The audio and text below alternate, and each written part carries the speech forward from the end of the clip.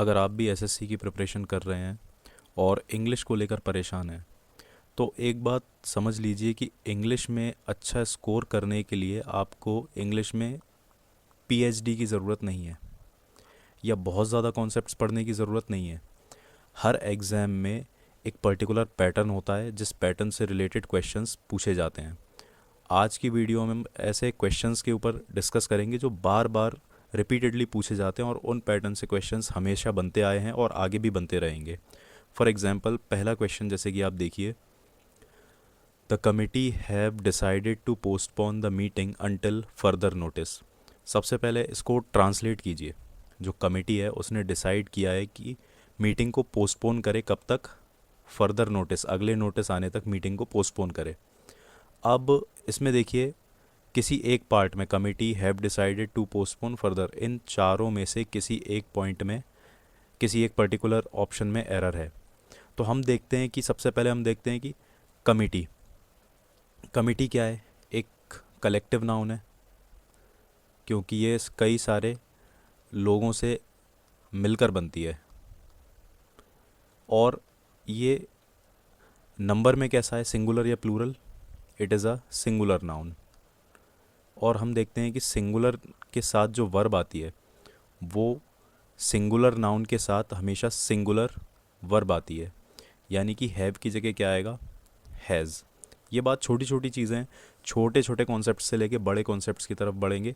ये simple question है, आगे चल के हम टफ क्वेश्चंस भी करेंगे। तो कमिटी हैव नहीं हैज़ होगा क्योंकि सिंगुलर वर्ब नाउन के साथ सिंगुलर वर्ब आएगी, तो कमिटी हैज़। तो इस वाले पार्ट में एरर है। एक्सप्लेनेशन इसका देखिए, कमिटी एक कलेक्टिव नाउन है और हमेशा सिंगल की तरीके से ट्रीट होती है, सिंगुलर। तो when the group act as one unit, correct sentence क्या होगा? The committee has decided to postpone the meeting until further notice. तो इसमें हैव की जगह हैज़ आएगा। नेक्स्ट क्वेश्चन देखिए, hardly had he reach the station then the train left. इस particular sentence का मतलब क्या है? हिंदी में अगर आप बात करें कि वह स्टेशन पे पहुंचा ही था कि ट्रेन छूट गई। जैसे ही वो स्टेशन पे पहुंचा या मुश्किल से वो स्टेशन पे पहुंचा ही था कि ट्रेन छूट गई। तो सबसे पहले देखें कि जब भी हम इसमें हार्डली, एक वर्ड है हार्डली, एक और वर्ड है स्कैर्सली। हार्डली और स्कैर्सली जहाँ पे भी आपको क्वेश्चन में दिख जाए तो आप अपने सेंटेंस में देन का यूज़ नहीं करेंगे। हम देन की जगह किसका यूज़ करेंगे? व्हेन। क्योंकि देन का मतलब क्या है कि वो स्टेशन पर पहुंचा और जैसे ही वो स्टेशन पर पहुंचा ट्रेन निकल गई। तो hardly had he reach the station then की जगह पे व्हेन का यूज़ करेंगे और ये आपका करेक्ट हो जाएगा। तो ये छोटी छोटी चीज़ें याद रखने की हैं कि जब भी हार्डली और स्कैर्सली आ जाए वहाँ पे हम व्हेन का यूज़ करेंगे, ना कि देन का। एक्सप्लेनेशन देखिए इसका, सिंपल एक्सप्लेनेशन, हार्डली और स्कैर्सली के साथ हमेशा हम व्हेन का यूज़ करते हैं, देन का नहीं। Hardly had he reach the station when the train left. Next question, no sooner did she saw the snake then she screamed. Again ये देखिए, डिड यानी कि ये पास्ट की हेल्पिंग वर्ब है। और ये बात सिर्फ इंग्लिश की नहीं है, जब भी डिड आएगा तो डिड के साथ कभी भी वर्ब की सेकंड फॉर्म नहीं आएगी। डिड के साथ हमेशा वर्ब की फर्स्ट फॉर्म आएगी। और ये बोलते हैं ना एक जोक के तरीके से कि जो इंसान अगर डिड के साथ वर्ब की सेकंड फॉर्म का यूज़ कर रहा है तो वो आप बोल सकते हैं कि इट्स अ रेड फ्लैग। क्योंकि डिड के साथ कभी भी वर्ब की सेकंड फॉर्म नहीं आती है। वो अगर आपको स्नेक दिख रहा है और ऐसा इंसान दिख रहा है कि जो डिड के साथ सेकंड फॉर्म यूज़ कर रहा है, you should kill that person first. Jokes apart, सबसे पहले हम यही देखेंगे कि डिड के साथ कभी भी सेकंड फॉर्म नहीं आएगी। डिड पास्ट के साथ हमेशा वर्ब की फर्स्ट फॉर्म सी का यूज़ होगा। तो ये बिना किसी कन्फ्यूज़न के आप डिड के साथ वर्ब की फर्स्ट फॉर्म यूज़ करेंगे। Explanation, after did the verb must be in base form. Base form जैसे हम V1 बोलते हैं। तो डिड शी सॉ गलत हो जाएगा, did she see. Next, he is one of the best players who plays for the national team. He is one of the best players who plays for the national team, यानी कि कई सारे, मतलब वो उनमें से है कि वो उन बेस्ट प्लेयर्स में से है जो नेशनल टीम के लिए खेलते हैं। तो अब हम देखेंगे ये क्वेश्चन क्या है, रिलेटिव क्लॉज। रिलेटिव क्लॉज क्या है कि जैसे यहाँ पे देखा बेस्ट प्लेयर्स, तो जब भी हम देखते हैं कि वर्ब के साथ एस या फिर ई एस कब यूज़ होता है, जब वर्ब थर्ड पर्सन और सिंगुलर, जब भी वर्ब थर्ड पर्सन सिंगुलर होगी तो हम वर्ब के साथ एस या ई एस यूज़ करेंगे। लेकिन यहाँ पे देखिए ये बेस्ट प्लेयर्स है, यानी कि वो यहाँ पे ही के लिए प्लेज यूज़ नहीं हुआ है, यहाँ पे बेस्ट प्लेयर्स के लिए प्लेज यूज़ हुआ है, जो कि गलत है। हम प्लेस की जगह पे प्ले करेंगे, क्योंकि यहाँ पे ये जो बेस्ट प्लेयर्स हैं ये ऑलरेडी प्लूरल है। प्लूरल के साथ हम वर्ब की नॉर्मल फॉर्म यूज़ करते हैं, दैट इज़ प्ले।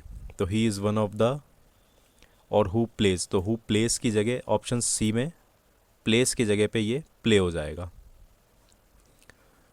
एक्सप्लेनेशन भी सिंपल इसका देखिए, when the structure is one of the, और जब भी स्ट्रक्चर में या कोई ऐसा सेंटेंस आ जाए जब जहाँ वन ऑफ द और उसके बाद प्लूरल नाउन है, तो रिलेटिव क्लॉज भी प्लूरल नाउन को रेफ़र करेगा, यानी कि वर्ब जो होगी वो फिर उस प्लूरल नाउन के हिसाब से आएगी। नेक्स्ट क्वेश्चन की तरफ देखते हैं।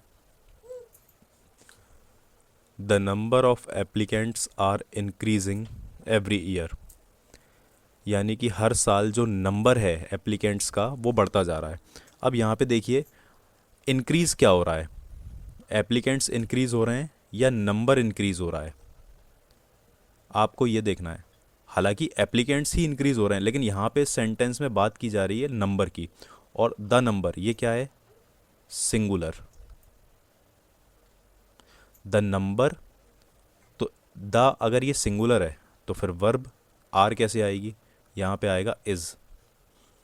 The number of applicants is increasing every year, क्योंकि यहाँ पे हम एप्लीकेंट्स की बात नहीं कर रहे हैं, ये एप्लीकेंट्स लिखा हुआ है प्लूरल, लेकिन हम एप्लीकेंट्स की बात नहीं कर रहे हैं, हम यहाँ पे नंबर की बात कर रहे हैं। तो वर्ब नंबर के साथ जाएगी, और यहाँ पे ऑप्शन सी आर इंक्रीजिंग की जगह इज़ इंक्रीजिंग होगा। The number of is singular, so the verb must be singular. Next question की तरफ बढ़ते हैं। नेक्स्ट क्वेश्चन है हमारा, she would have pass the exam if she studied harder.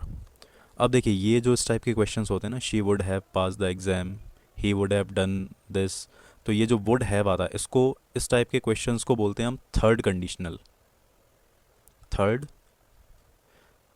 Conditional, third conditional का मतलब क्या होता है कि ऐसी कोई पास्ट की सिचुएशन जो हुई नहीं और हम उसके इमेजिनरी रिजल्ट की बात कर रहे हैं, एक ऐसी पास्ट सिचुएशन, क्योंकि यहाँ पे क्या है, she would have pass the exam if she studied harder, अगर वो पढ़ी होती तो उसने एग्ज़ाम पास कर लिया होता, ना तो वो पढ़ी है ना एग्ज़ाम पास हुआ है।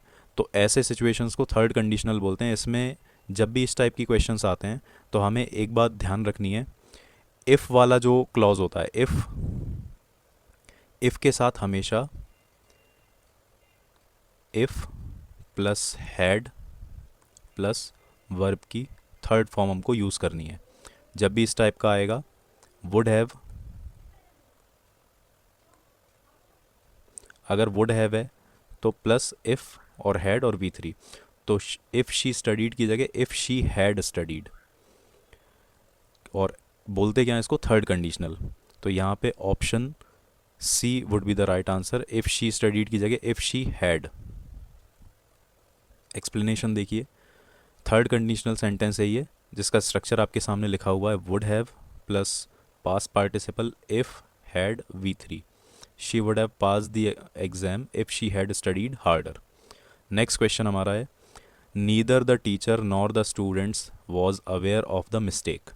यहाँ पे देखिए इस टाइप के सेंटेंस में दो सब्जेक्ट हैं, द टीचर, द स्टूडेंट्स, और जब भी कोई सेंटेंस इस टाइप से neither dot dot dot nor, neither nor से जब सेंटेंस जुड़ा होगा और दो सब्जेक्ट जुड़े होंगे तो ये जो वर्ब है ये हमेशा पास वाले सब्जेक्ट के हिसाब से आएगी।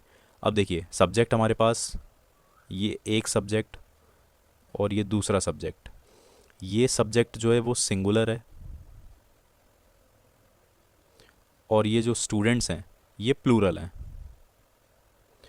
तो वॉज जो है वर्ब है और वर्ब किसके हिसाब से जाएगी, पास वाले सब्जेक्ट के। तो यहाँ पे वाज की जगह वर आएगा। अगर ये टीचर यहाँ पे होता और स्टूडेंट यहाँ पे होता तो फिर ये वॉज जो था वो करेक्ट था, लेकिन क्योंकि प्लूरल सब्जेक्ट पास में है तो वर वॉज की जगह वर आएगा। तो neither the teacher nor the student, यहाँ पे option D is correct. Next question, इसका पहले एक्सप्लेनेशन कि नियरेस्ट सब्जेक्ट जो होता है वो प्लूरल है अगर, तो सब वर्ब भी प्लूरल होगी। He has been working here since 5 years. अब देखिए जब भी इस टाइप के टाइम ड्यूरेशन वाले क्वेश्चंस आएंगे तो यहाँ पे सिंस लगा हुआ है। दो ऐसी चीज़ें होती हैं जो टाइम को डिनोट करती हैं, फॉर एग्जांपल सिंस और फॉर। सिंस हमेशा पॉइंट ऑफ टाइम के लिए और फॉर यूज़ होगी पीरियड ऑफ टाइम।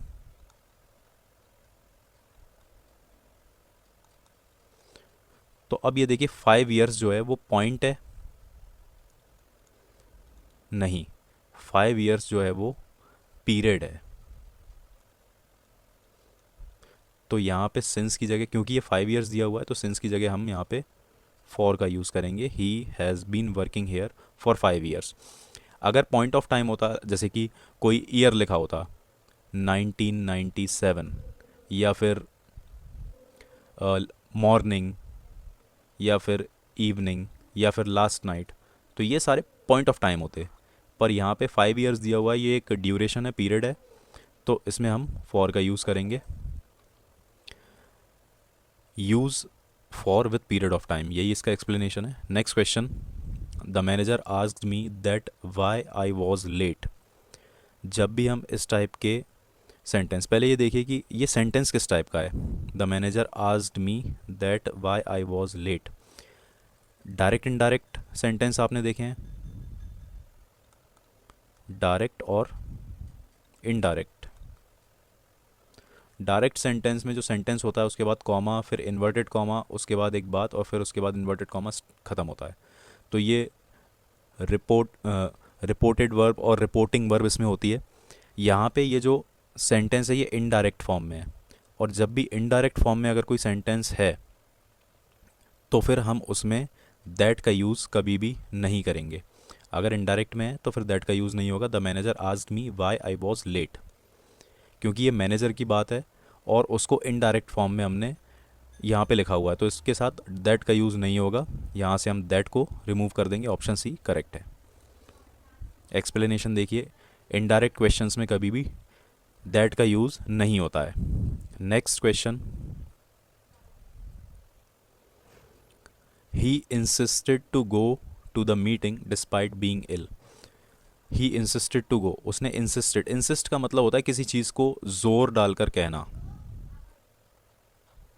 किसी चीज़ को फोर्सफुली कहना कि वो उसने इंसिस्ट किया मीटिंग में जाने के लिए, जोर डाला मीटिंग में जाने के लिए, डिस्पाइट बीइंग इल। वो इल था फिर भी उसने कहा कि वो मीटिंग में जाएगा।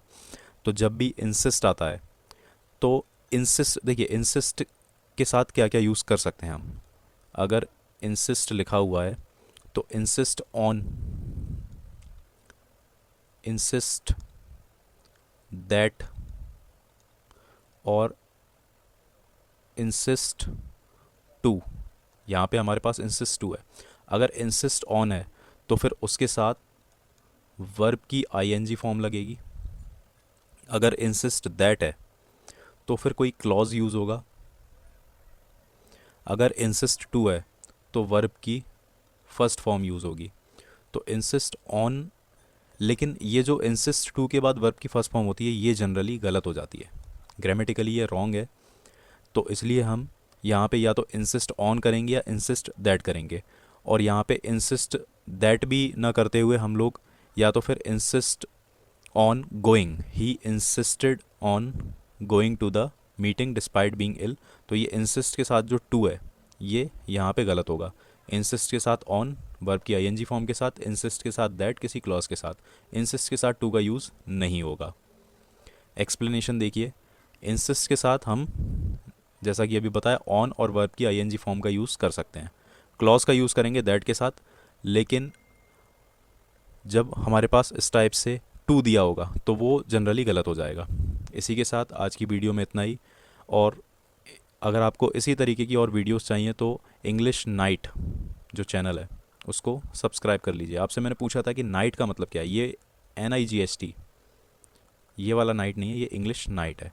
कमेंट करके बताइए कि नाइट का मतलब क्या है। ऐसे ही इंटरेस्टिंग वीडियोस के लिए सब्सक्राइब कर लीजिए। Till then take care.